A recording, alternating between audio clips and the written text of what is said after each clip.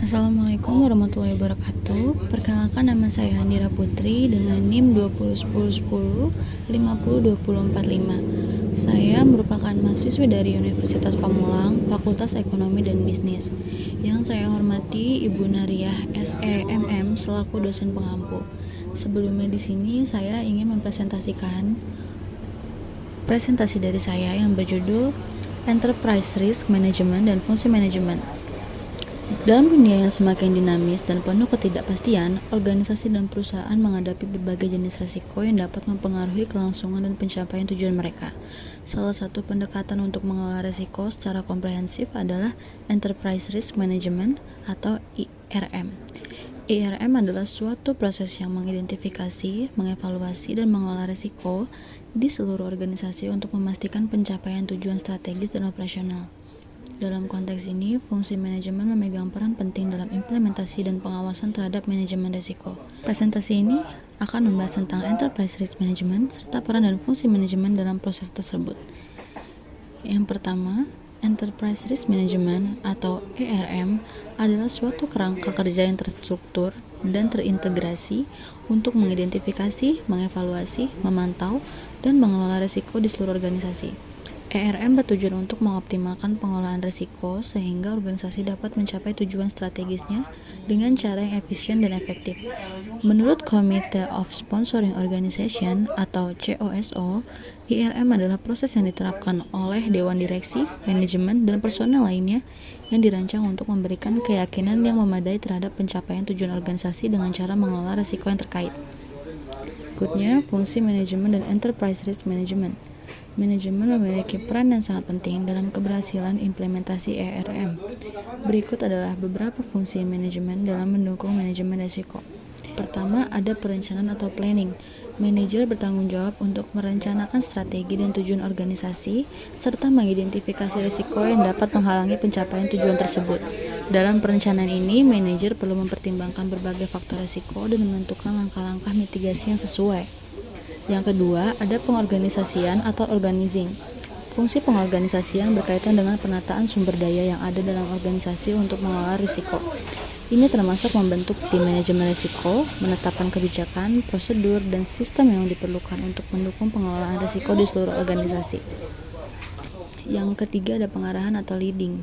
Manajer juga berperan dalam memberikan arahan kepada anggota tim atau seluruh organisasi mengenai pentingnya manajemen risiko dan bagaimana setiap individu dapat berkontribusi dalam pengelolaan risiko.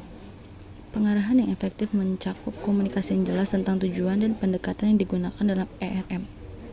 Yang keempat, ada pengendalian atau controlling. Fungsi pengendalian dalam manajemen risiko adalah untuk memantau pelaksanaan langkah-langkah mitigasi risiko yang telah direncanakan dan memastikan bahwa tindakan yang diambil sesuai dengan rencana.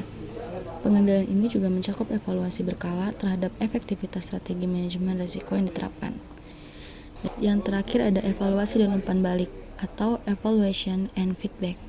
Fungsi manajemen yang terakhir adalah untuk terus mengevaluasi hasil dari proses ERM dan memberikan umpan balik. Dengan adanya evaluasi dan umpan balik, organisasi dapat melakukan perbaikan dan penyesuaian terhadap pendekatan yang digunakan dalam pengelolaan risiko.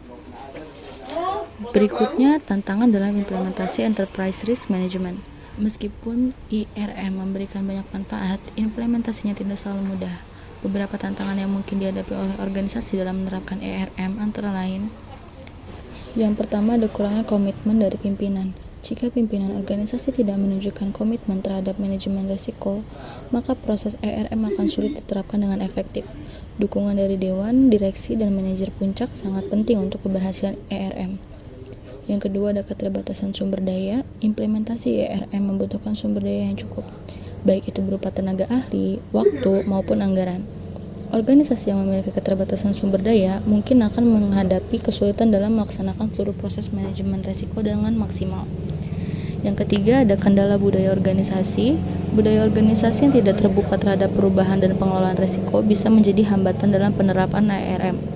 Oleh karena itu, penting untuk membangun budaya yang mendukung manajemen risiko dan partisipasi aktif dari seluruh anggota organisasi. Yang keempat, ada kesulitan dalam pengukuran risiko. Beberapa resiko, terutama yang bersifat strategis atau reputasi, sulit untuk diukur secara kuantitatif. Oleh karena itu, organisasi perlu mengembangkan metode yang lebih fleksibel untuk mengidentifikasi dan mengevaluasi risiko tersebut.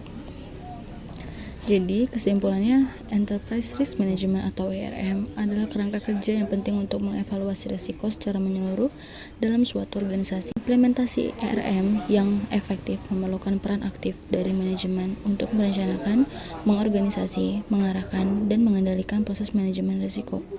Melalui penerapan ERM, organisasi dapat lebih siap menghadapi ketidakpastian dan mengoptimalkan peluang, sehingga dapat mencapai tujuan dengan lebih aman dan efisien. Meskipun terdapat berbagai tantangan dalam implementasi ERM, manajemen yang solid dan komitmen penuh terhadap manajemen risiko dapat membantu organisasi mengatasi hambatan tersebut dan memperoleh manfaat maksimal dari proses ini. Sekian presentasi dari saya, kurang lebihnya mohon maaf. Wassalamualaikum warahmatullahi wabarakatuh.